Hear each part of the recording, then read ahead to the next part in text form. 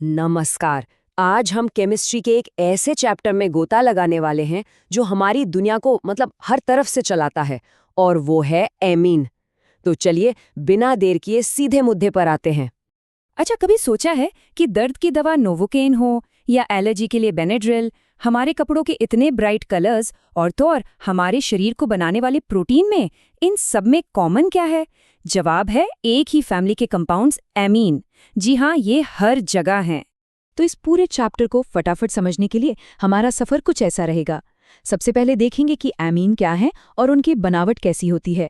फिर हम उनका क्लासिफिकेशन और नामकरण समझेंगे, उन्हें बनाने के कुछ ज़रूरी तरीके जानेंगे, उनकी फिजिकल और केमिकल प्रॉपर्टीज़ को परखेंगे और आखिर में मिलेंगे ऑर्गेनिक केमिस्ट्री के एक असली सुपरस्टार से, डायाज़ोनियम सॉल्ट्स।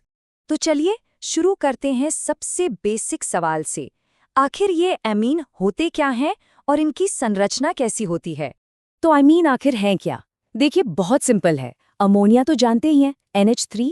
बस आप ऐसा समझिए कि अमोनिया के 1, 2 या फिर तीनों हाइड्रोजन एटम्स को हमने हटा दिया और उनकी जगह लगा दिए कार्बन वाले ग्रुप्स, जिन्हें हम एल्किल या एरिल ग्रुप्स कहते हैं। बस हो गया, जो नई चीज बनी वही अमीन है। मतलब इनकी पूरी कहानी अमोनिया से ही शुरू होती है। और देखिए, ये सिर्फ केमिस्ट्री लैब की चीज नहीं है, ये तो हमारी जिंदगी में घुले मिले हैं। प्रोटीन और विटामिन की शक्ल में ये हमारी जिंदगी का आधार हैं।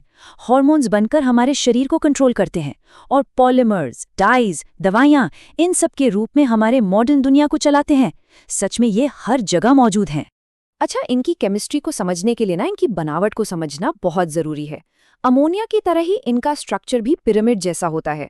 इसमें जो नाइट्रोजन एटम है वो sp3 हाइब्रिडाइज्ड होता है, पर सबसे जरूरी बात है नाइट्रोजन के ऊपर बैठा वो एक अकेला इलेक्ट्रॉन का जोड़ा, जिसे हम लोन पेयर कहते हैं। यकीन मानिए, इनकी पूरी केमिस्ट्री का राज इसी लोन पेयर में छिपा है।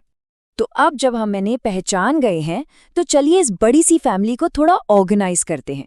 देखते हैं कि इन्हें बांटा कैसे जाता है और इनके नाम कैसे रखे जाते हैं। इनका क्लासिफिकेशन बहुत ही सीधा साधा है।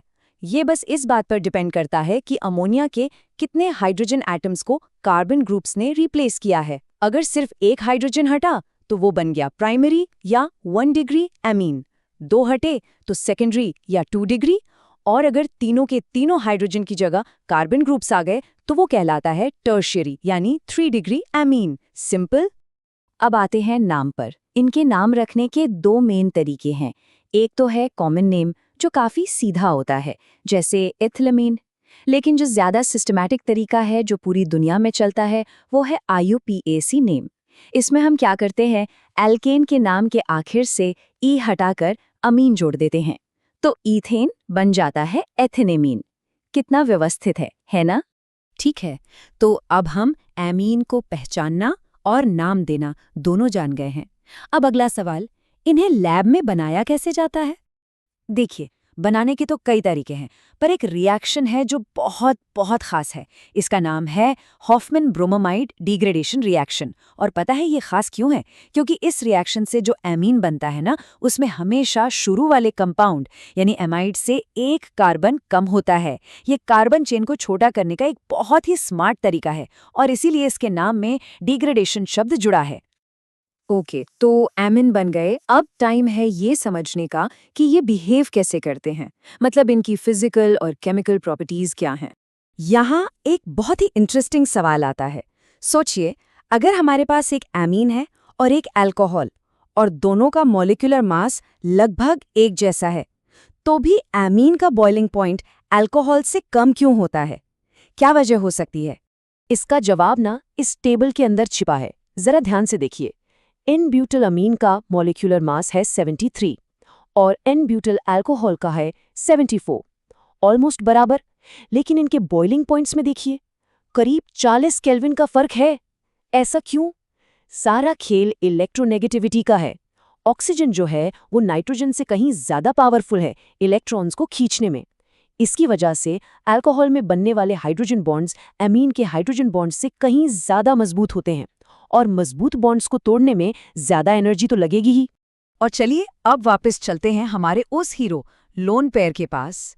नाइट्रोजन पर मौजूद यही जो अकेला इलेक्ट्रॉन का जोड़ा है यही एमीन को उनकी सबसे बड़ी पहचान देता है, उनका बेसिक नेचर। यानी क्षारीय स्वभाव। ऐसा इसलिए क्योंकि ये इस लोन पेयर को बड़ी आसानी से डोनेट कर सकते हैं, और यही तो एक बेस की निशानी होती है। चलिए अब बात करते हैं इस चैप्टर के सबसे पावरफुल और वर्सेटाइल हिस्से की, डायाजोनियम सॉल्ट्स।